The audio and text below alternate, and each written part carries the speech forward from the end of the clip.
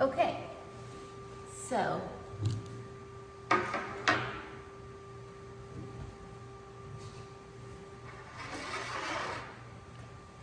using my tape measure, I'm going to mark my metal.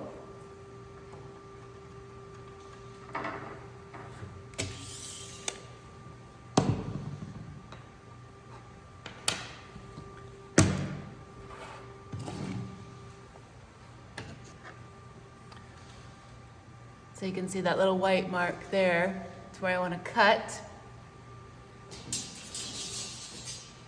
Oop. A little awkward.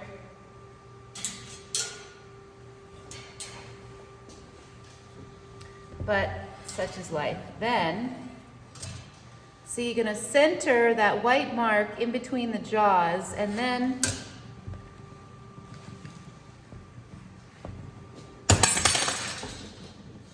there you go.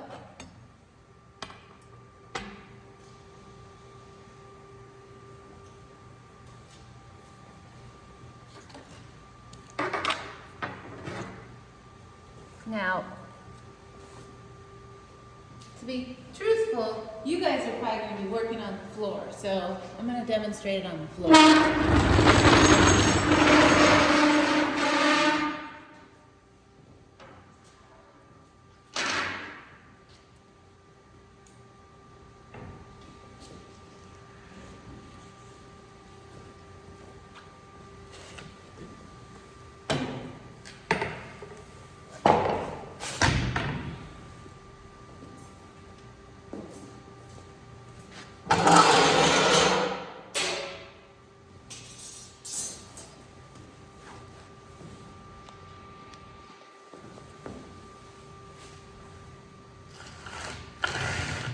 All right, so,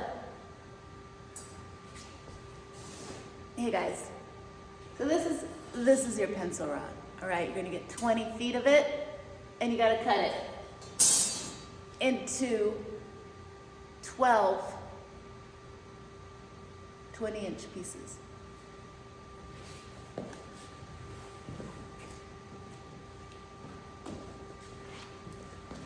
This is probably the easiest tool to use, I think, because it's quiet and doesn't require power.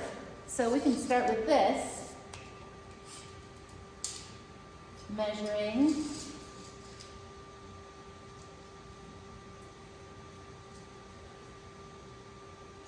All right.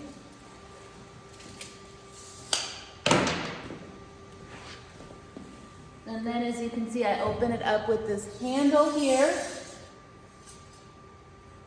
Line up my mark in between the two teeth. There's like two separate jaws, and then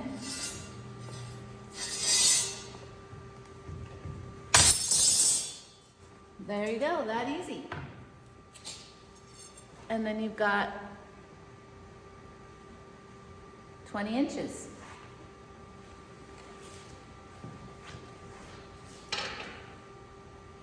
As I was talking earlier, this is the model that I'm going to be working from.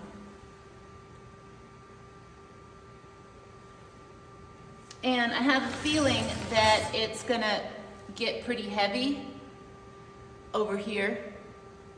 So I might put a little piece of plate metal down there, but we'll talk about that later.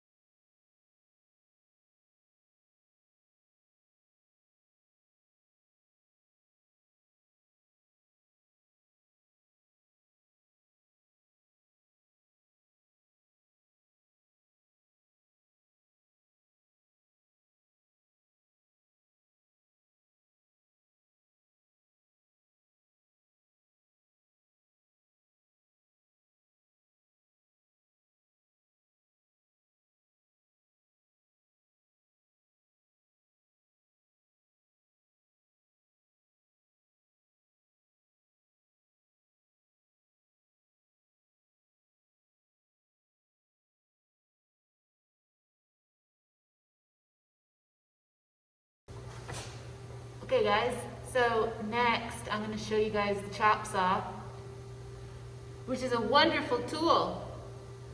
It's really fast, it's really accurate, but it's really, really loud.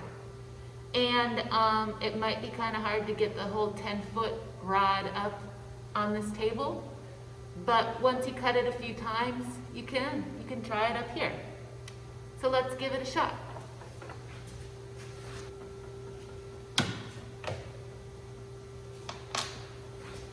So a couple things just I wanted to mention before we start is while the manual cutter, you know, just be careful, watch your hands, there's going to be sharp edges when you cut. It doesn't really require any major PPEs, except for safety glasses are always required in the metal shop, all right? In the wood shop as well, always, because someone else might be working and stuff will be flying around.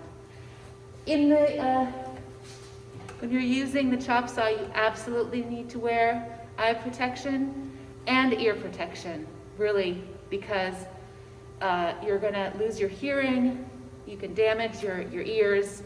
So wear these. And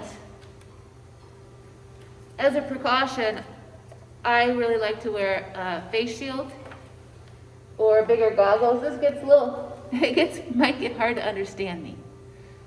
So for now, I'll just leave this up or off. And I'll put it back on when I'm ready. And let's take a look at the chop saw a little bit more. So it's very, very similar to a wood shop chop saw.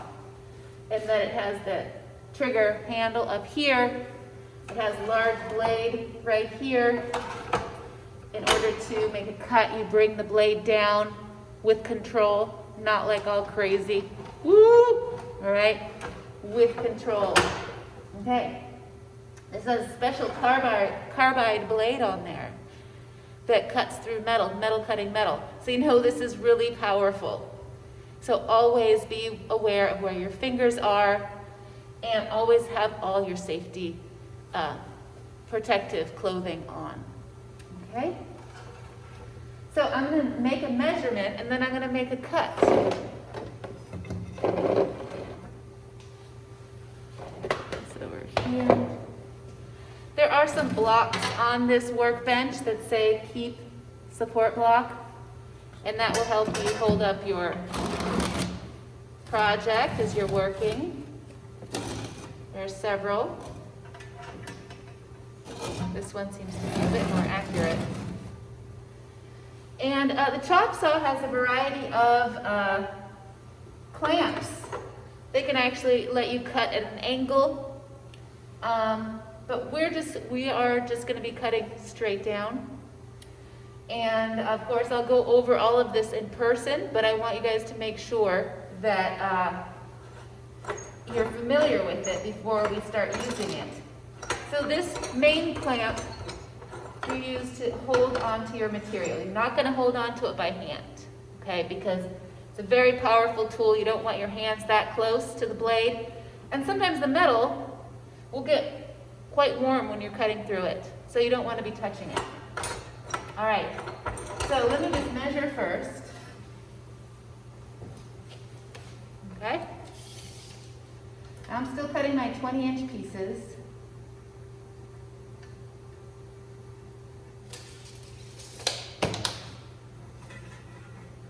And you actually have to bring the blade down, so don't turn it on yet. Bring the blade down, make sure it's cutting where you want it, then hold it in place.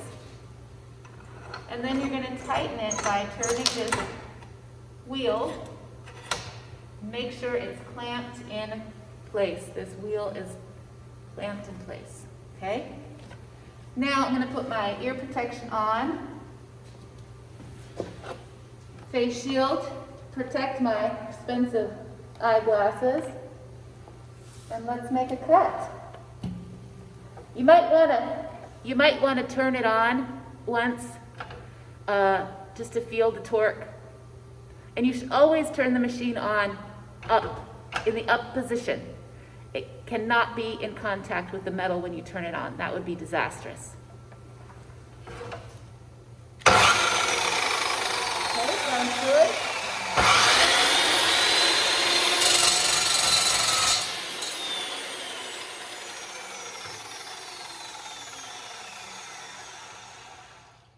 Pretty quick and easy. Now this is a perfect 90-degree angle, and it's a little warm, so it can cut you. You can get metal slivers, which are nasty, so be careful with that when you cut it. All right, I'm gonna do a few more, and then I'm gonna show you the bandsaw.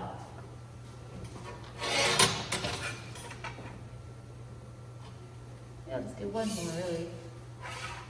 That's enough.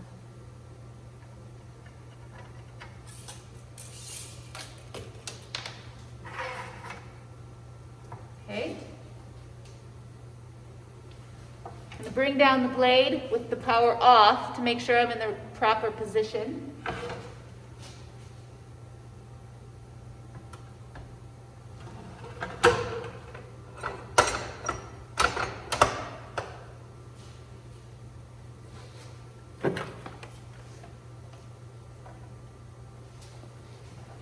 Here I go.